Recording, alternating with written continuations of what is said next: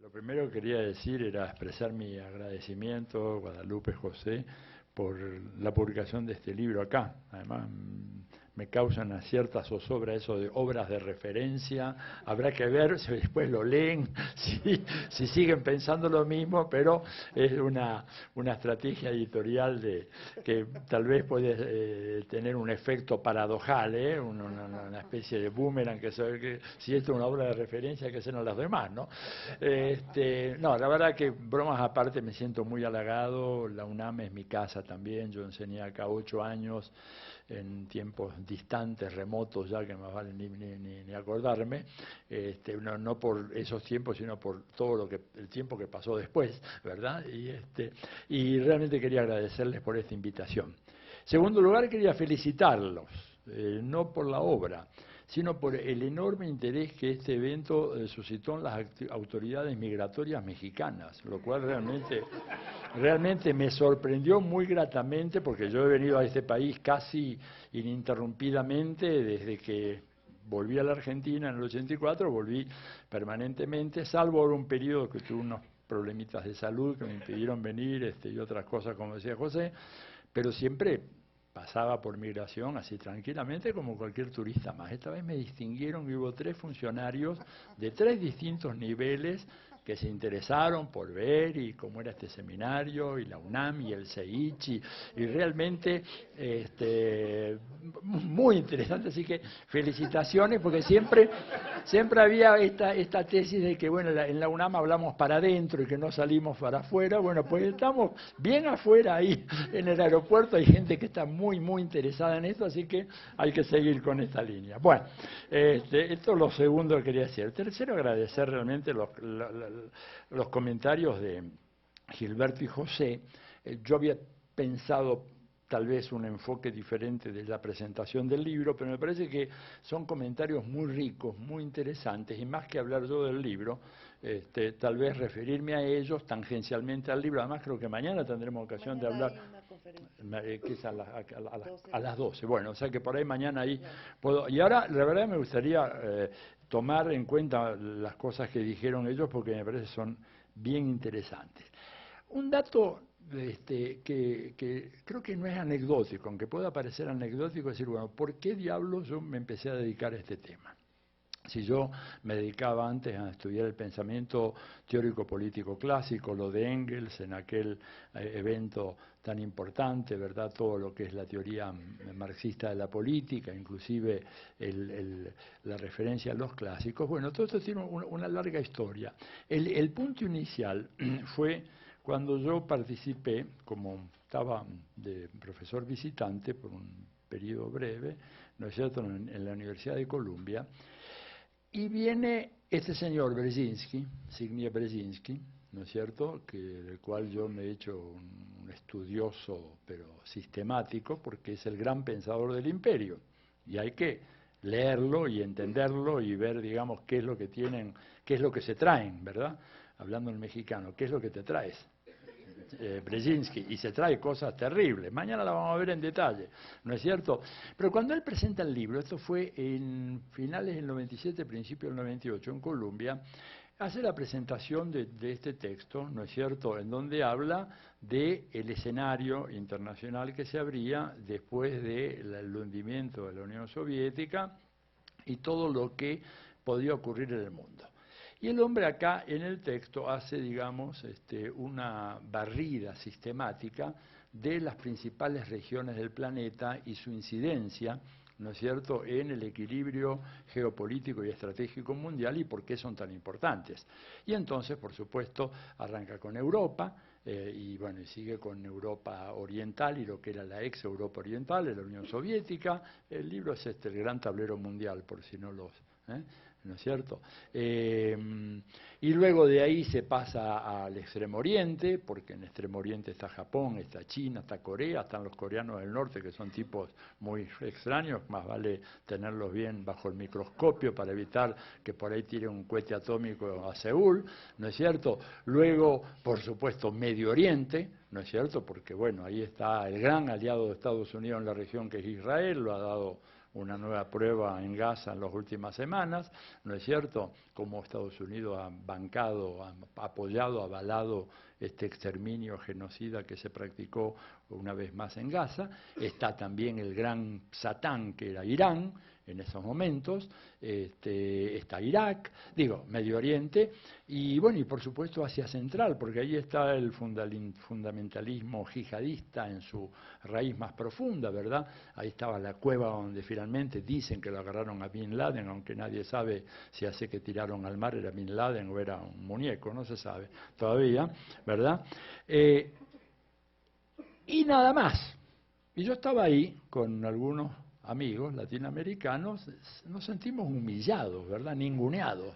Porque ¿cómo? África, Medio Oriente, Extremo Oriente, Asia Central, Europa. Pensamos, profesor, ¿y por qué no América Latina? ¿Por qué usted en este recorrido, en este gran tablero geopolítico mundial, usted ni siquiera menciona América Latina? Y la respuesta fue realmente extraordinaria, ¿no es cierto? Dijo, bueno, pero este es un problema doméstico de los Estados Unidos. Dice, yo por eso tampoco hablo de Oklahoma, no, el hombre es un hombre que se las trae. Tampoco hablo de Oklahoma, ni hablo de Massachusetts. Digo, ¿por qué voy a hablar de América Latina? Y fue una tremenda franqueza, o sea, dijo lo que muchos académicos norteamericanos piensan. Muchos, sobre todo la vertiente más conservadora, no nuestros amigos como Jim Cockcroft y algunos otros, pero la corriente hegemónica, lo que los americanos llaman el mainstream, piensa eso. América Latina no es un problema de política exterior, es un problema de política interna de los Estados Unidos. Y hay un dato muy significativo que a mí me asombró, y que está en el libro, en mi libro, no en el de Brzezinski, en este, ¿no es cierto?, que es que cuando yo me puse a estudiar el Comando Sur, ustedes saben que el Comando Sur abarca toda América Latina, menos un país. ¿Saben cuál? México. O sea, México está integrado al Comando Central de las Fuerzas Armadas de los Estados Unidos. O sea, en términos militares, México es parte de la preocupación del Comando Central de los Estados Unidos. Y este es un temazo que creo que merecería que en algún momento en el mundo académico mexicano se le diera la atención, la significación que tiene. Esto es muy grave, porque para todos los demás países de América Latina tenemos el Comando Sur, que se encarga de México para abajo todo, ¿no es cierto? Incluyendo Cuba, etcétera, etcétera, etcétera. Pero México no. Y esto, digamos, bueno, la respuesta esa de Brzezinski realmente me produjo, digamos, aparte de la indignación que nos dio que se nos tratara de esa manera y la arrogancia con la cual lo dijo, tipo no le importaba nada, que éramos 4 sudacas que estábamos ahí en Columbia, seguramente por una equivocación del comité académico, ¿verdad? Claro, no deberíamos estar ahí, pero lo dijo con toda franqueza, un tema de política doméstica. Y eso, digamos, me parece a mí que es un punto clave para entender por qué América Latina es tan importante para Estados Unidos. Cuando uno piensa, digamos, el momento en que Brzezinski dijo eso, creo que fue finales del 97, principios del 98, América Latina estaba en el medio de la gran oleada neoliberal. Teníamos el neoliberalismo rampante en la Argentina con Menem, acá estaba Salinas de Gortari o algunos, no sé si todavía, o algunos de sus sucesores, pero básicamente no es lo mismo, pero es igual, como dice Silvio Rodríguez. En Perú estaba Fujimori, teníamos a la Concertación chilena, que fue absolutamente neoliberal de cabo a rabo, y estaba la idea, en ese clima ideológico de aquella época, de que, bueno, de que América Latina realmente no era importante. Y que si Estados Unidos nos daba la oportunidad extraordinaria de firmar un TLC global, que será el ALCA, era solamente un problema de sensatez y de racionalidad salir corriendo a firmar y decir vamos a entrar todos al ALCA. Porque nosotros, en nuestra irrelevancia, en nuestra pequeñez, en nuestra ninguna trascendencia, no podíamos desechar una mano amiga que se nos extendía para integrarnos, ¿no es cierto?, para hacer realidad el sueño del que ya mencionara muy bien José recién, de John Quincy Adams, ¿no es cierto?, cuando hablaba de que América Latina era parte de los Estados Unidos, una extensión natural ¿verdad? Y William Taft, que fue un presidente norteamericano importante, ¿no es cierto?, en vísperas de la Primera Guerra Mundial, él dijo en un discurso ante la Unión, o sea, el discurso que hacen los presidentes cuando inicia el periodo de sesiones del Congreso norteamericano, dijo con mucha convicción que no veo lejano el día en que las banderas de los Estados Unidos ondeen en los tres extremos del continente, en Alaska, en Tierra del Fuego y en Panamá. Digo, el ALCA era eso, el ALCA fue eso, el proyecto del ALCA fue eso, llevar adelante una vieja idea que viene de mucho tiempo. Claro que en los 90 hablar de la importancia de América Latina era muy mal visto, ¿verdad?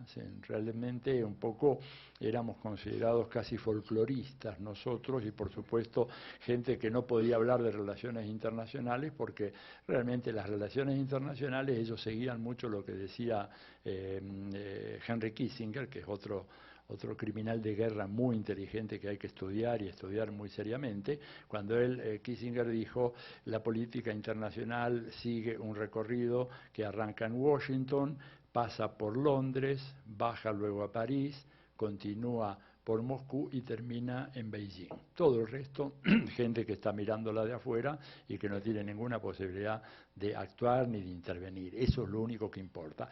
Y claro, el tema de la prolongada experiencia colonial de América Latina, ¿verdad? El continente, como ahí lo digo en el libro, el continente de más prolongada y profunda experiencia de sometimiento colonial del planeta. No hay ningún otro.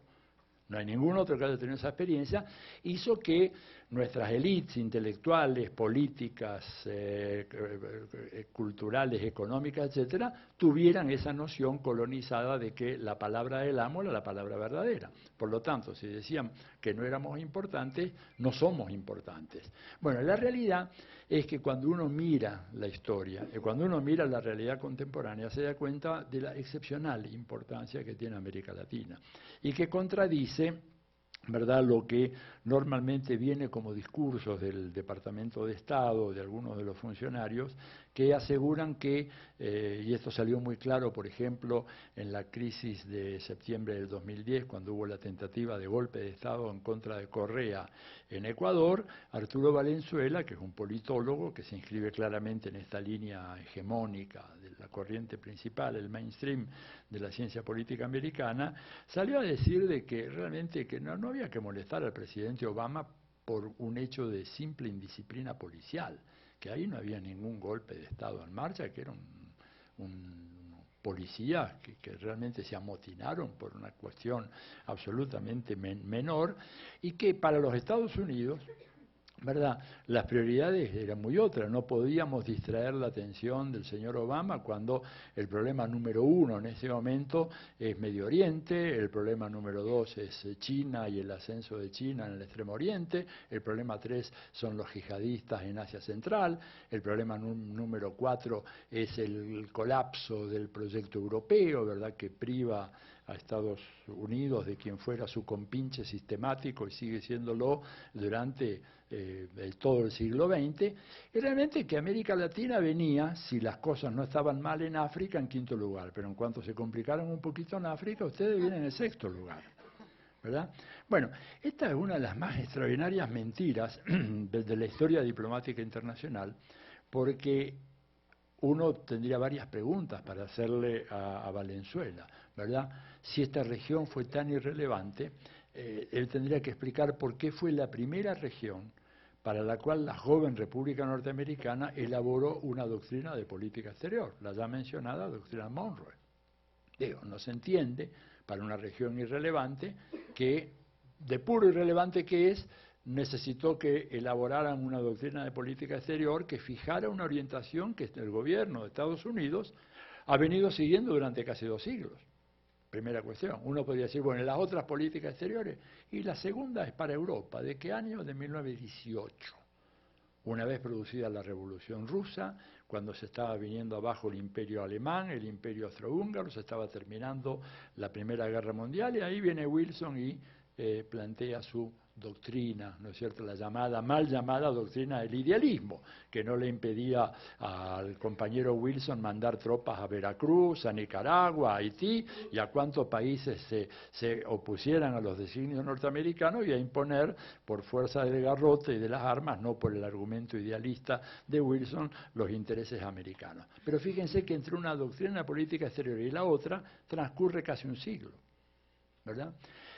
Uno podría decir, bueno, eso, bueno, tal vez porque fue una idea de los padres fundadores, de ese John Quincy Adams, de su padre, que también fue presidente, John Adams, pero no se correspondía con la realidad más contemporánea. Bueno, miremos lo que pasó después de la Segunda Guerra Mundial. Cuando termina la Segunda Guerra Mundial, la preocupación de Estados Unidos era cómo evitar la expansión del comunismo soviético. Esta era la preocupación absolutamente excluyente. Hay un señor, George Kennan, ¿verdad?, que escribe un famoso memorando, que se llamó primero El Largo Telegrama y luego aparece en la revista Foreign Affairs con el nombre Las fuentes de la conducta soviética, The Sources of Soviet Conduct, ese fue el título, y en donde expone detalladamente que para los Estados Unidos la tarea prioritaria de la posguerra es contener la expansión soviética por todo el mundo. Y para eso se proponen forjar una serie de tratados con gobiernos de diferentes regiones del mundo para evitar justamente el expansionismo soviético que exporte la revolución. En Estados Unidos esta idea de que las revoluciones se exportan está muy arraigada en la cultura norteamericana. Se creen ellos que las revoluciones se pueden exportar como la democracia se puede exportar y ya sabemos qué es lo que pasa. Bueno, pero la cuestión es que en función de eso elaboraron una serie de tratados, tratados con los países de Medio Oriente y Turquía, en ese momento estaban Irán, Egipto, Israel, los mismos Turquía, un tratado para el Asia Central, otro para el sudeste asiático, ¿verdad?, otro para Australia y Nueva Zelanda, por supuesto el tratado con los europeos, y el tratado para América Latina. Adivinen cuál fue el primer tratado que ellos se preocuparon por elaborar y firmar y asegurar, el nuestro, el TIAR, el Tratado Interamericano de Asistencia Recíproca, que es del año 1947. La OTAN recién la crean, el Tratado de la OTAN, o de la NATO, como le quieran llamar, recién es del 49. ¿Y por qué eso? Bueno, porque a la hora de la hora, cuando lo que está en juego es la preservación de los intereses fundamentales de Estados Unidos, primero viene América Latina, primero aseguremos América Latina. Primero aseguremos que esto que los geopolíticos y los estrategas del Departamento de Estado llaman la gran isla americana, aseguremos primero la gran isla americana.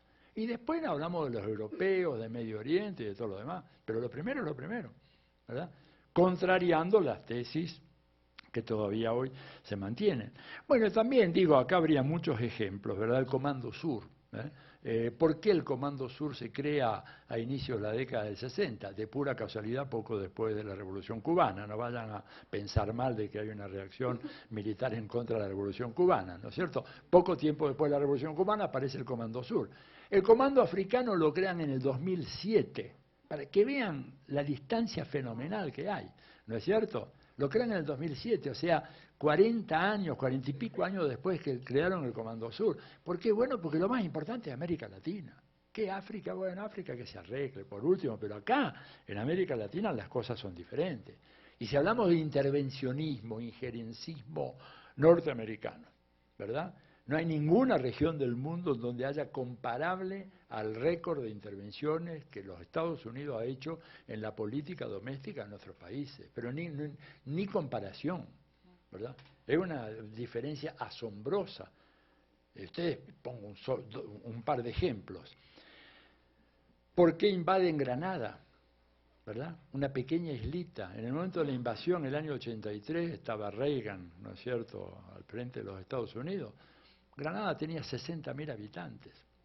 Había un gobierno de izquierda radical, Maurice Bishop era el primer ministro, ¿verdad? Y Bishop, digamos, para un país cuya única riqueza era la exportación de nuez moscada, fíjense de qué estamos hablando, adopta un plan para propiciar el turismo, que una parte del turismo que va al Caribe llegue también a esa isla que tiene lindas playas, un lindo mar, todo eso. Y entonces no se le ocurre mejor idea que extender la pista de aviación ¿no es cierto?, del único aeropuerto que tenía la isla, y eso fue interpretado por Reagan y sus compinches en los Estados Unidos como una movida destinada a facilitar la llegada de los grandes aviones de transporte soviéticos para a partir de ahí lanzar una ofensiva aérea o misilística contra Estados Unidos. Un delirio, digamos, de gente, pero delirio criminal, porque hay otros delirios que son muy bonitos, de eso no es este el lugar para hablar, pero hay delirios criminales, claro, pues lo único que faltaba sería, bueno, pero delirio criminal, ¿no es cierto? ¿Cómo terminó esta historia? Mandaron una expedición de 6.000 marines, equivalente, imagínense ustedes, al 10% de la población de Granada. Es como si de repente acá se enojaran ahora con el presidente, ¿no es cierto?, y enviaran un cuerpo expedicionario de 10 millones de marines a México, el 10% de la población. Esa fue la escala de la reacción absolutamente brutal. Por supuesto, aprehendieron a Maurice Bishop, a su señora, a sus ministros, etcétera, los fusilaron, los liquidaron, y se acabó, ¿no es cierto? Más o menos para esa misma época tenían un gobierno, tan radical o tal vez más, en Zimbabue, en África. Hicieron algunos gestos, amenazas, etcétera, pero el tipo todavía está hoy, ¿no? Mugabe anda dando vueltas todavía hoy, al otro lo mataron, pero el otro pobrecito, Bishop, estaba en América Latina. Y América Latina hay cosas que no se pueden hacer porque esa es nuestra.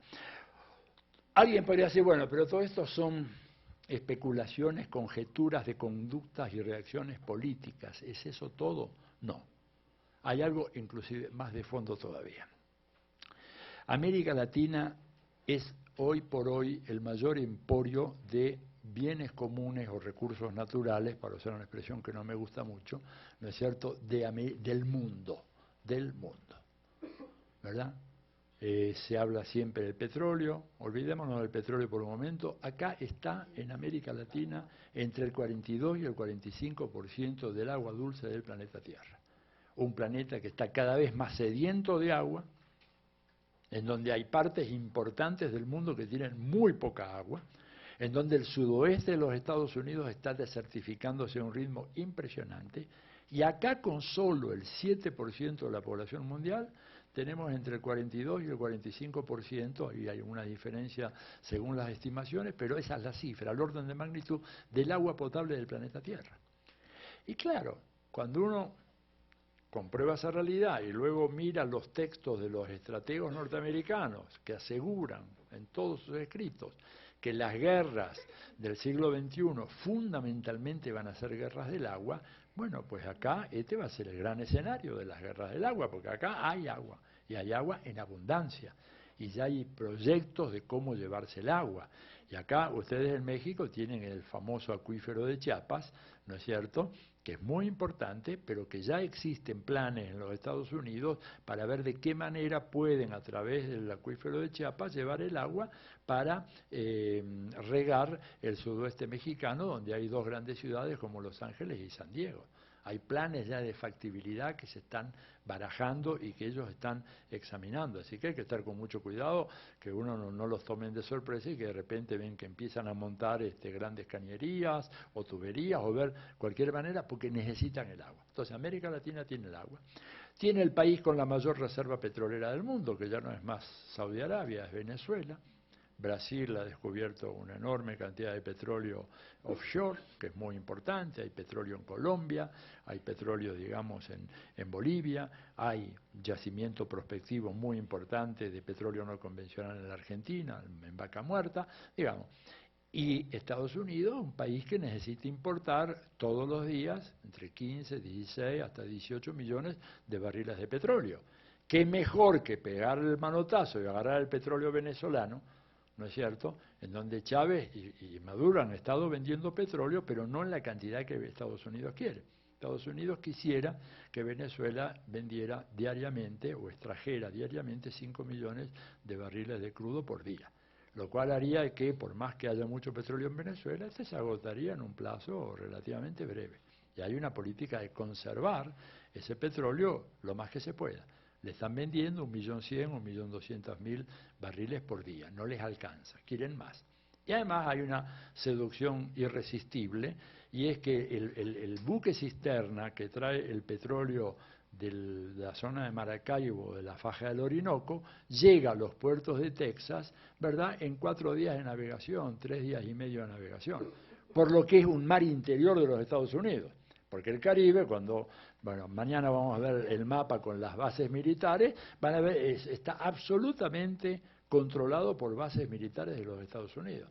El otro petróleo, el que viene del Golfo Pérsico, demora 45 días y cada vez es más incierto el suministro por todo el tema que está, digamos, en esa región, marcando esa región, que es la crisis en Irak, el califato, el descontrol en que ha caído Israel en relación a los Estados Unidos, que ya no es más el peón obediente que era antes, ahora hace las cosas por su cuenta, y esto está provocando que eso se convierta en un polvorín y que de repente no pueda salir más petróleo de ahí. Entonces, teniendo el petróleo a 4 días de navegación, ¿por qué vamos a dejárselo a un gobierno populista, irresponsable, que lesiona los derechos humanos, que reprime, que es autoritario, etcétera, como se decía de Chávez y se dice ahora de Maduro? Todo lo razonable sería que nosotros pongamos ahí un gobierno sensato que reconozca nuestras necesidades y nos venda el petróleo que necesitamos, si somos amigos.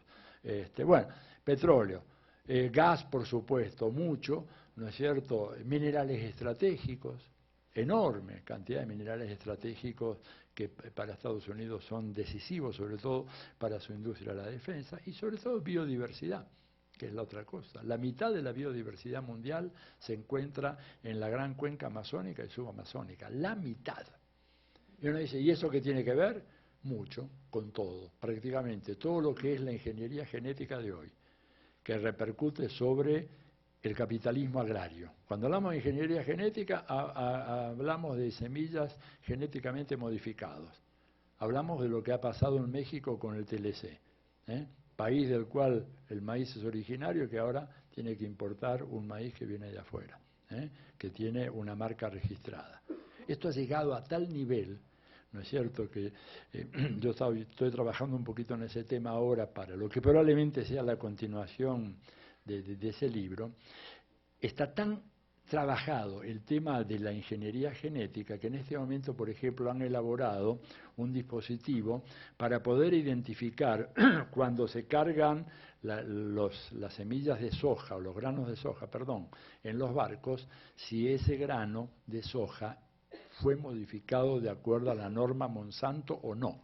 Entonces tienen como un lector de código de barras que hay en los supermercados, pero que puede leer el chorro que cae de los camiones y que entra a los barcos, y me decía un agrónomo que está en el tema, cuando se prende la luz roja, por supuesto la luz roja siempre son problemas, ¿verdad? Los rojos siempre es problemático, quiere decir de que esa semilla o ese grano es un grano que no responde a las especificaciones de Monsanto y que por lo tanto tiene que tener un precio distinto. Y lo que suelen hacer es desahuciar ese cargamento.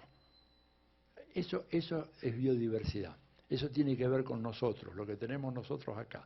Lo mismo, digamos, la industria farmacéutica y todo lo demás. Bueno, considerando todo eso, es obvio que un emporio de recursos de esa naturaleza tiene que tener un impacto prioritario, muy importante en la política de los Estados Unidos.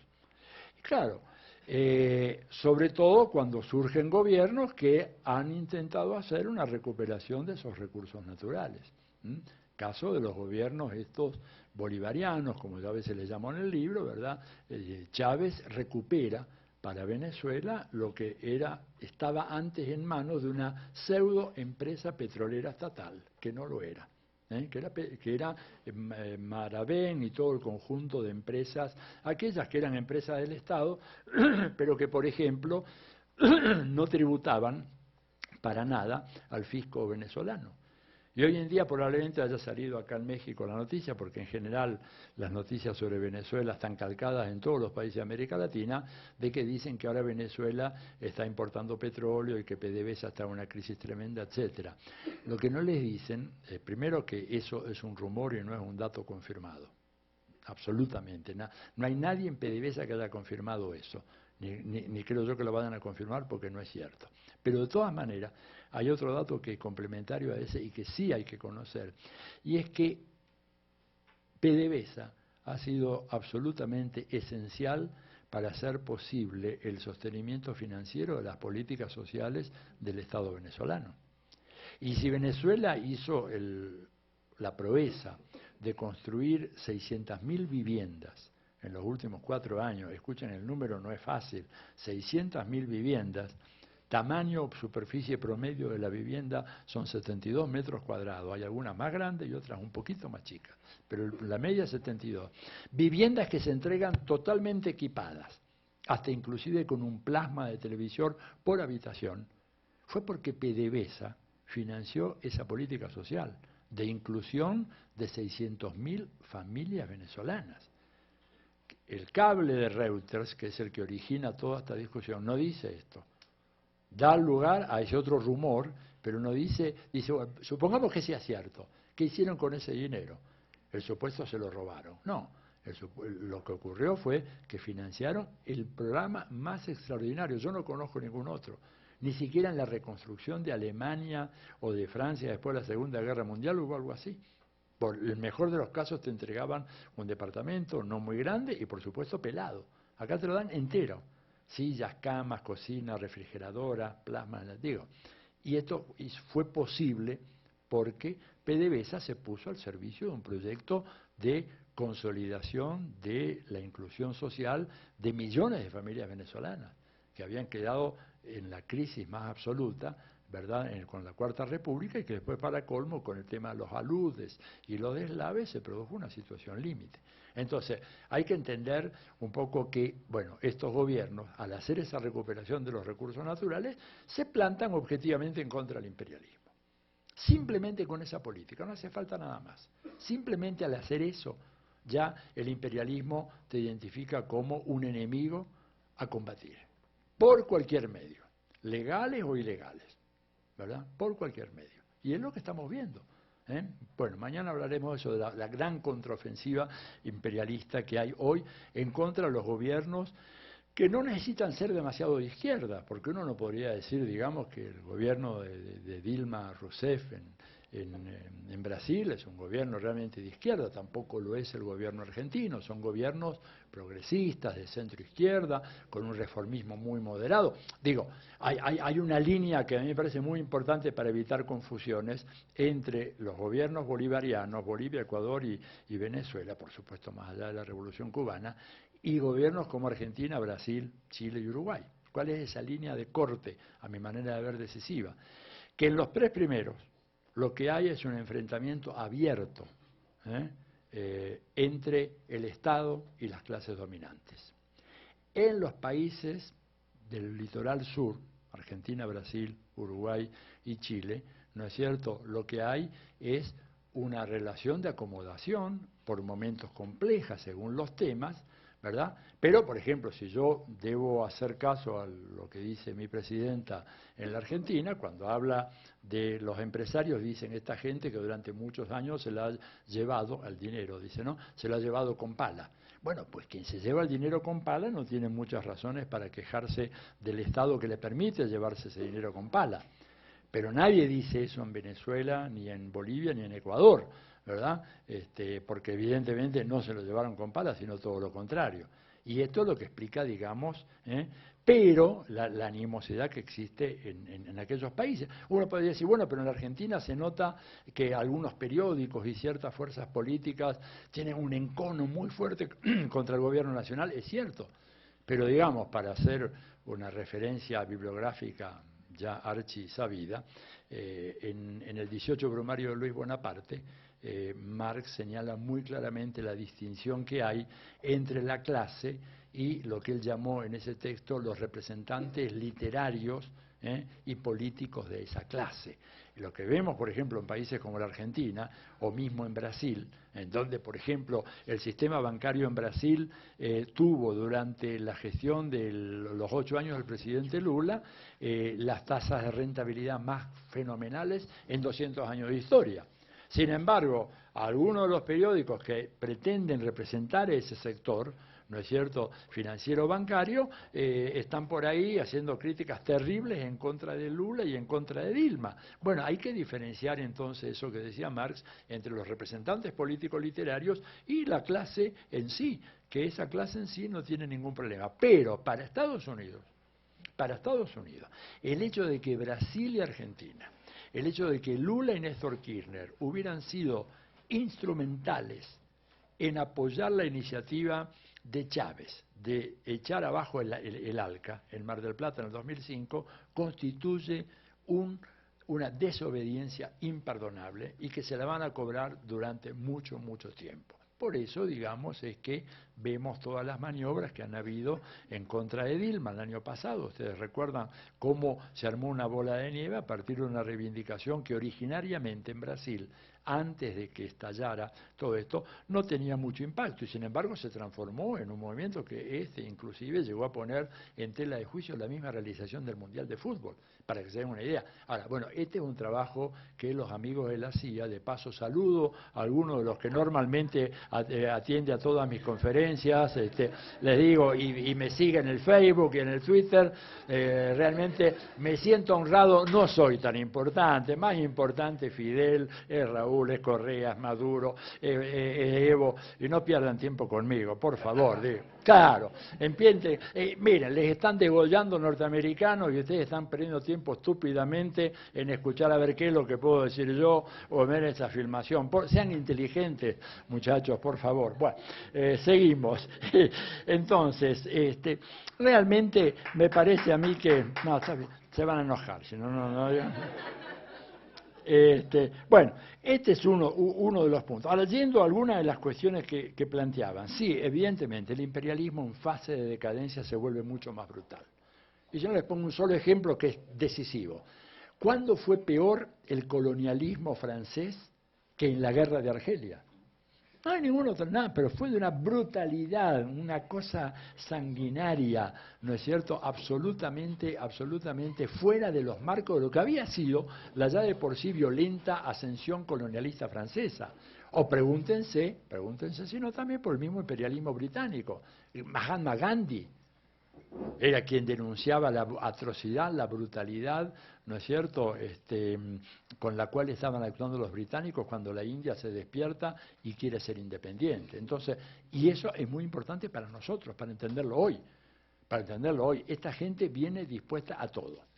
Para ellos, digamos, ustedes saben de que todos los martes al presidente Barack Obama, en una reunión especial que se hace en la sala de situación de la Casa Blanca, le presentan las distintas agencias de espionaje que tiene Estados Unidos, son 16, me parece, 16, ¿no es cierto? 16 agencias, emplean casi 1 millón de personas, en monitorear los mensajitos de texto que nos mandamos nosotros, meterse en los mails, hacen todo eso. Esto, ojo, no es mi denuncia, es la denuncia de un organismo conservador de los Estados Unidos como la ACLU, la American Civil Liberties Union. Ellos hace ya años que vienen denunciando que esa gente está interfiriendo en todas las comunicaciones, en los telefonemas, en los mensajes de texto, en correo electrónico, etc. Son casi 1 millón de personas y que darle trabajo, así que imagínense. Bueno, ellos, digamos, ante situaciones como esta, presentan al presidente Obama todos los martes, les decía, una lista de enemigos terroristas de los Estados Unidos a los cuales hay que eliminar. Y entonces le presentan los antecedentes, el currículum, quién es, dónde está, en qué organización, qué ha hecho, de qué se lo acusa, y entonces Obama ahí pone una palomita aquí, acá, allá, pum, y ahí van después los drones o los comandos, van y liquidan esto. Esta no es una fuente mía, imagínense, yo no estoy ahí escuchando, pero hay americanos que siguen muy de cerca esto y han publicado eso en muchos sitios web dentro de los Estados Unidos. Hay mucha gente que está realmente pasando información extraordinariamente útil para entender cómo realmente funciona. Todos los martes de la mañana se condenan a muerte 3 o 4 tipos. Por eso es que Obama, Premio Nobel de la Paz, les recuerdo a los que por ahí, lleva hasta ahora asesinados a casi, no sé si 2.400 personas, con drones y comandos selectivos. Le ganó a Bush, ¿no es cierto? Entonces, bueno, ¿por qué no van a hacer algo así con nosotros? ¿Por qué ellos se van a quedar quietos con nosotros? ¿Por qué no van a desestabilizar, ¿no es cierto?, los procesos políticos en América Latina? ¿Por qué no van a tratar de instalar gobiernos de derecha absolutamente pro-norteamericanos? Y si no son de partidos de derecha, de partidos que fueron absolutamente captados por el pensamiento de la derecha, por el pensamiento imperialista y puestos al servicio de los Estados Unidos. ¿Por qué no van a hacer eso acá? Lo están haciendo. ¿Por qué no van a querer inventar, digamos, en países como Brasil, Uruguay, Argentina, ahora que tenemos elecciones pronto, otro Capriles? Están buscando un nuevo Capriles en estos países. Y en Venezuela, como Capriles le falló, no funcionó, no le sirvió para tumbar a Maduro, están buscando a otro ahora. Y si es preciso matar gente, la van a matar, como mataron a Chávez. Como mataron a Chávez, lo digo con absoluta responsabilidad, no me quiero desviar de esto ahora, como mataron a Chávez. Eso hoy se puede hacer, desgraciadamente. Eso hoy se puede hacer sin dejar rastros.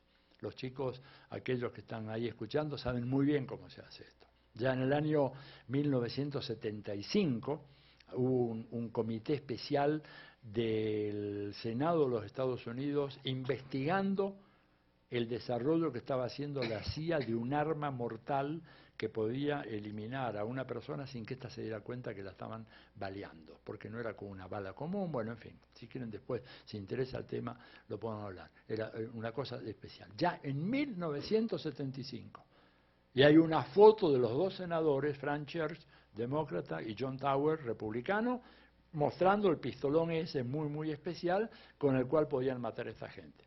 Foto que salió en el New York Times y que yo milagrosamente la encontré, la subí a mi blog. Los que le interesan lo buscan ahí, está la foto. Ponen Tower o Church, etcétera, y aparece al toque, ¿verdad? La foto. O sea, van a utilizar todos esos medios porque América Latina tiene una importancia absolutamente excepcional y ellos la necesitan. Hagan este cálculo. A ver, Estados Unidos está propiciando un modelo del consumo a través de la industria de la publicidad, que como dice Chomsky es una de las industrias más poderosas del mundo, propiciando que la gente consuma según el patrón de consumo de los Estados Unidos, ¿verdad?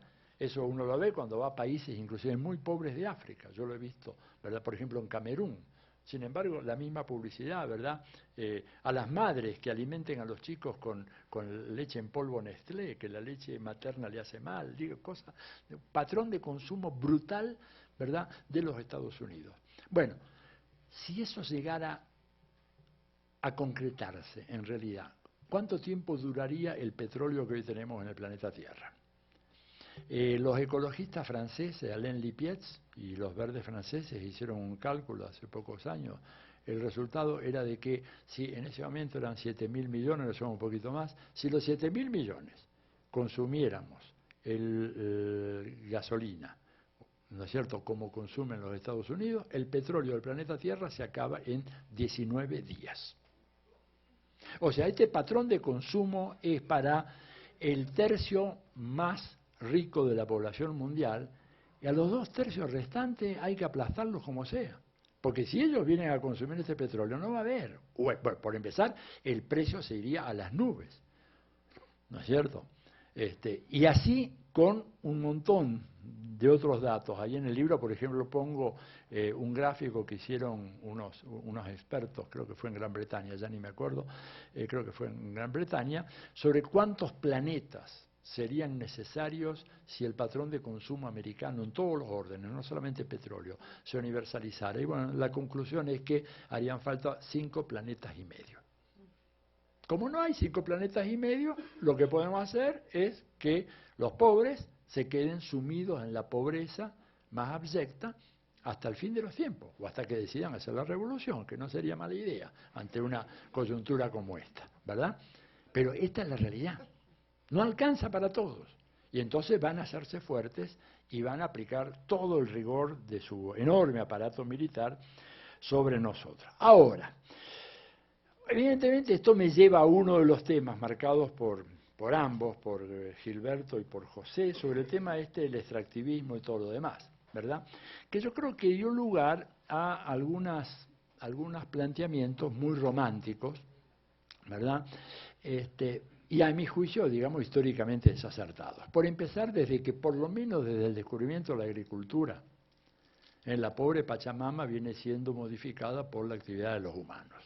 O sea, no pensemos nosotros de que el problema del pachamamismo o el ataque a la naturaleza comienza ahora, hace 20 años atrás, seamos menos egocéntricos, veamos la historia en su larga duración. Esto arranca, digamos, hace 7, 8 mil años cuando la humanidad descubre la agricultura. Y al descubrir la agricultura transforma la Pachamama, de manera que a veces a la Pachamama me imagino que no le gustaría demasiado, pero la transforma. Y eso es inevitable. No hay manera. Además porque, es la otra cuestión, la sociedad humana no está al margen de la naturaleza.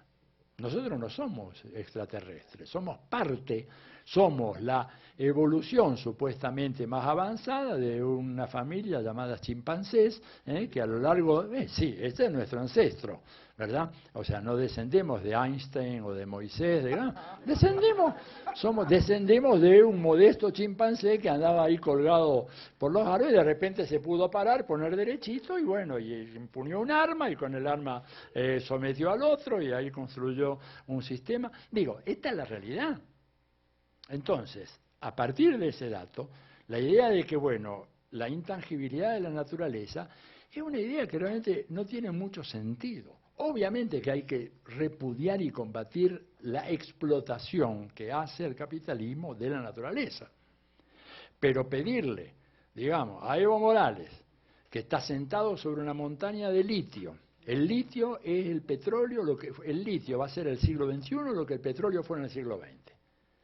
Y él tiene mucha gente todavía con hambre en Bolivia. ¿Cómo le vamos a pedir, no es cierto, a Evo Morales que no aproveche, no uso la expresión explote, que no aproveche esos enormes recursos naturales? Mucha gente dice, bueno, pero son 10 millones, no es cierto. La población de Bolivia son 15 millones, no son 10 millones, porque hay 5 millones que están afuera y que emigraron por hambre. Emigraron por falta de perspectiva, porque no tenían trabajo, porque no tenían futuro. Entonces, esos hijos de Bolivia tienen que volver, y Evo quiere que vuelvan a Bolivia. Pero para eso, y bueno, para eso necesita construir más escuelas, construir más hospitales, construir más carreteras, ¿no es cierto? Construir más caminos, más puentes, invertir más en educación, en salud, formar más. ¿Con qué se hace eso? Piensen en México, si no. A ver, para el 2050 se sospecha, se calcula, mejor dicho, los demógrafos, que la población mexicana ya va a haber rebasado los 200 millones de habitantes. Imagínense el tránsito en Ciudad de México, digamos, en el 2050. Con esto ya tenemos, bueno, imagínense ustedes. Bueno, pero ¿qué significa esto? Bueno, que México va a tener que hacer una corrida desesperada para garantizar los recursos, para ofrecer a esa nueva población, 100 millones que se agregan, estándares como los que existen hoy para el resto de la población mexicana, que no son satisfactorios para todos, ¿verdad?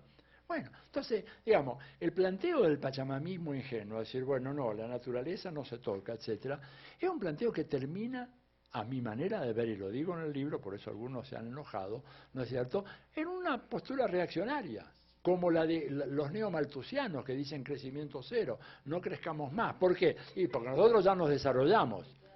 Y el resto, bueno, el resto ya perdió la batalla y la historia la perdieron y ahora quédense en sus chozas, muéranse con las enfermedades infectocontagiosas, las diarreas estivales de los niños, nosotros ya crecimos, así que no crezcan más, no contaminen más el medio ambiente, muéranse como están ahí.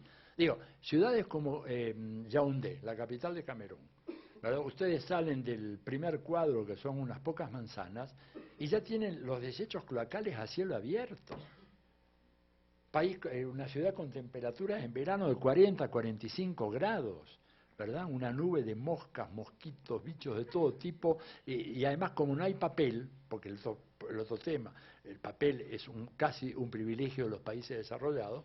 La gente compra sus alimentos, compra medio pollo, lo que sea, se lo llevan así, la señora yo la he visto, acompañada por esta nube de mosquitos y perros que andan por ahí, ¿verdad?, tratando de pegar un mordiscón. Esta es la realidad. Entonces, ¿cómo le decimos a esa gente, no, el desarrollo es mala palabra? Digo, es mala palabra el desarrollo capitalista, Pero nosotros no podemos ser tan tontos de pensar de que el único modelo posible de desarrollo es el basado en la rentabilidad o en el lucro que otorguen iniciativas privadas. Hay otra alternativa. Obviamente que no es que yo la tengo en el libro, porque acá dijeron muy bien los dos, algunos de los problemas que yo planteo, ya voy al otro antes de terminar, que es el de movimientos, etcétera, son cuestiones que no tienen resolución en la teoría. Tienen falsa resolución. Sería para mí muy fácil agregar un capítulo escribiendo, ¿verdad? Pero el único detalle es que la historia la hacen los pueblos. No la hacemos los que hacemos teoría o análisis económico, social o político internacional. Y mientras los pueblos no avancen en esa dirección, y bueno, el problema va a estar ahí pendiente. Pero creo que hay que dar ese debate y ponernos en el lugar de esos gobiernos de izquierda que están modificando radicalmente la situación social que existía antes, ¿verdad? Ustedes saben, en Venezuela había 4 millones de personas que no tenían cédula de identidad y vivían en rancheríos, como se les llaman allá, ¿no es cierto?, o en los barrios, en calles sin nombre, casas sin número, ciudadanos sin cédula de identidad, chicos que no podían ir al colegio porque eran hijos de nadie, no existían. Incluir eso no se hace con palabras o con bellos relatos discursivos, se hace con obras concretas, y las obras requieren una materialidad. Lo mismo en Bolivia, la gestión que ha hecho Evo es extraordinaria. Para lo que era hasta hace apenas 7 u 8 años, era uno de los 2 países más pobres de las Américas, junto con Haití, y hoy Bolivia es un país que tiene ya estándares, ¿no es cierto?, de servicios sociales extraordinarios. Evo Morales adoptó una política que es que si el Producto Bruto crece por encima del 4%, en ese país se pagan 2 aguinaldos, no 1. Eso en Bolivia ni se pagaba 1 antes.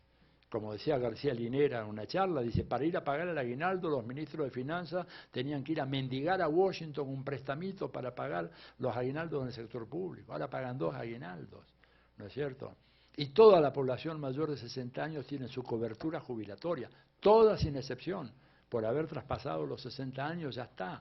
Y todas las madres embarazadas tienen la protección, y los chicos tienen el bono Juancito Pinto, las madres tienen el bono Juana Zurduy. Y digo, es una tarea extraordinaria la que ha hecho esa gente. Eliminó el analfabetismo. Exactamente, lo mismo que en Venezuela, y en Ecuador está por eliminarlo ya este próximo año. Entonces digo, son gobiernos que merecen todo nuestro apoyo, más allá de que podamos tener algunas polémicas en proyectos puntuales. Claro, a mí no me gustan algunos de los proyectos puntuales. Obviamente, lo que decía el Belo Monte que están haciendo en la Amazonía es una salvajada. Pero bueno, yo no estoy a favor de eso. Pero lo que yo sí creo es que hay que buscar proyectos en donde, respetando, ¿no es cierto?, la naturaleza y respetando la Pachamama, también se respete a quienes son parte de la naturaleza, que son los pueblos y las comunidades que viven ahí, que también necesitan servicios, que también necesitan hospitales y médicos y odontólogos y oftalmólogos. Fíjense el impacto que ha tenido la operación Milagro de los cubanos, operando cataratas a media población del planeta. Mismo en la Argentina hay más de 30.000 gentes que recuperaron la visión gracias a Cuba y a los médicos cubanos y a la nueva tecnología que los cubanos desarrollaron para operar cataratas de una manera absolutamente extraordinaria. La gente recupera la vista. Bueno, entonces estos son los dilemas que se van a resolver por la vía del pueblo. Ahora, lo de Raya de una Pesca, Gilberto, ¿no es cierto? A mí me parece que es bien interesante. La pregunta que yo me haría sobre el sujeto es si ese sujeto que ella vio existe en el mundo de hoy. O sea, ese sujeto, ella escribió este texto que en los años 30, 35 aproximadamente, si no me equivoco, ¿verdad? Después de 80 años de industria cultural norteamericana, después de 80 años de Hollywood, después de 80 años de la televisión y todo lo demás, ¿está ese sujeto en condiciones de hacerse su autodesarrollo? Ojalá que sí, pero a mí me parece que tendríamos que tener mucho cuidado de suponer de que ese sujeto ya está en condiciones de poder plantearse, ¿no es cierto?, un proyecto autoemancipatorio político. Yo creo que, y ahí viene todo el debate muy complicado de la función de los intelectuales y del tema de Lenin, del quehacer, de, bueno, de dónde proviene la conciencia socialista, ¿no es cierto? Bastan las luchas y la abnegación y el heroísmo de los militantes para desarrollar a partir de ahí una concepción superadora del capitalismo. Digo, yo no voy a dar una respuesta taxativa. Lo que me permito pensar es que esos 80 años de intensa socialización, a través de la más poderosa maquinaria cultural jamás conocida en la historia de la humanidad, me parece a mí que ha sembrado un sujeto social que en este momento, para engancharlo en un proyecto de transformación, habría que hacer un enorme trabajo, ¿no es cierto?, un enorme trabajo ideológico, que no sé si lo pueden hacer solo a partir de sus luchas y sin el apoyo que le pueda dar ese famoso estrato intelectual que no está separado de las luchas, que está integrado en ese pueblo y que hace un aporte. Porque, digo, si hoy en día uno hiciera, esto es burdamente positivista, pero creo que para los efectos de la exposición puede servir. Si uno hiciera una encuesta seria en México sobre cuánta gente estaría dispuesta a decir, mire, vamos a dar un salto hacia el postcapitalismo, ¿cuánta gente estaría dispuesta a decir, yo me anoto y voy a esa, yo le entro a esa? Yo creo que poca.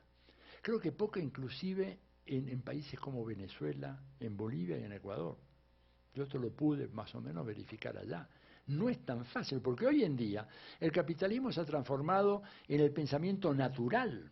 Lo obvio, lo natural, como que el sol viene del oriente y se pone en el poniente, es que la gente busque su interés privado, el egoísmo, el lucro, y eso es lo que mueve a la vida real. Eso es lo que se ha naturalizado por completo. O sea, un sistema histórico que surge en una larga secuencia, precedido por otros sistemas que no tenían para nada esa lógica, después de 500 años, y Guevara planteó mucho esto, ¿no?, los 500 años de socialización capitalista, yo creo que le ha cambiado mucho la cabeza a ese sujeto popular.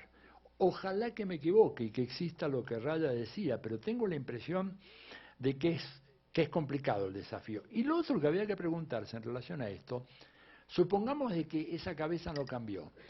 ¿Y cómo cambió la cabeza de los enemigos de clase? Porque eso también cuenta. ¿Cómo cambió la cabeza de la burguesía y sus aliados y sus estratos intelectuales y sus representantes políticos? ¿Cuáles son las estrategias de lucha?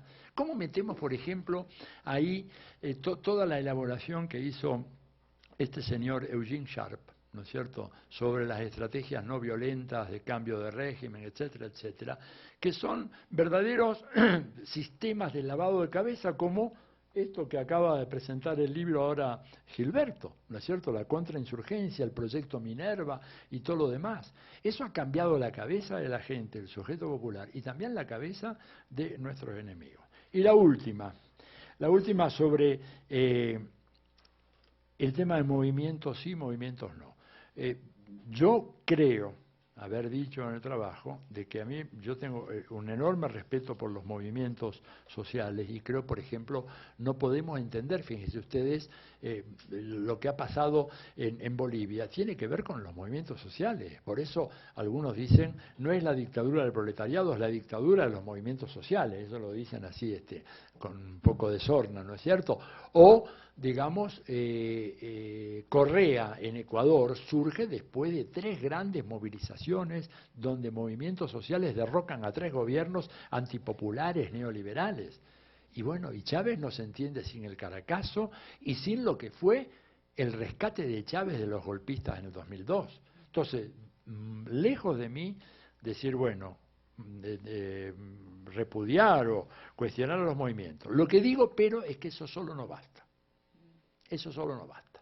Y esto lo conversamos, creo que Gilberto también, mucho con João Pedro, ¿no es cierto?, en Brasil, el MST, en donde él nos decía, miren, dice, pidan muchas cosas al MST, pero nosotros no tenemos capacidad de sintetizar lo que debe ser un proyecto emancipador de todo el pueblo brasileño, que no es solo un pueblo campesino, es un pueblo urbano, es un pueblo de sin techos, por eso lo está tratando de organizar a los sin techos.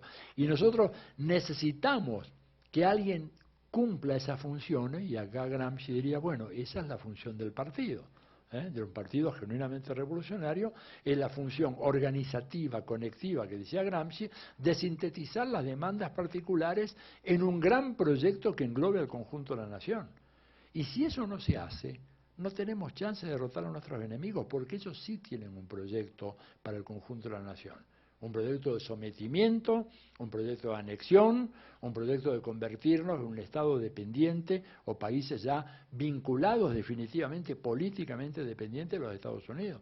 Nosotros tenemos que tener un proyecto contrahegemónico, que no puede ser el de los particularismos o los movimientos sociales, ¿verdad? Porque aún en los casos más avanzados, y a mi manera de ver, el caso de Bolivia es el más avanzado, aún así se requiere un esfuerzo de integración de estos planteos que hacen los movimientos, que los movimientos no están en condiciones de hacer, y que ha sido una de las fuentes más importantes de tensiones entre Evo y el campo popular, porque de repente las reivindicaciones de los cocaleros no eran las reivindicaciones de los mineros, que eran otras, y no eran las reivindicaciones de los autobuseros, ¿verdad?, del Alto. Digo, ahí se requiere una función integradora políticamente que los movimientos no están en condiciones de hacer, y que los dirigentes más lúcidos de los movimientos dicen, nosotros no podemos hacer esto, y están esperando que aparezca un partido revolucionario que no tenga las fallas que muy claramente señaló,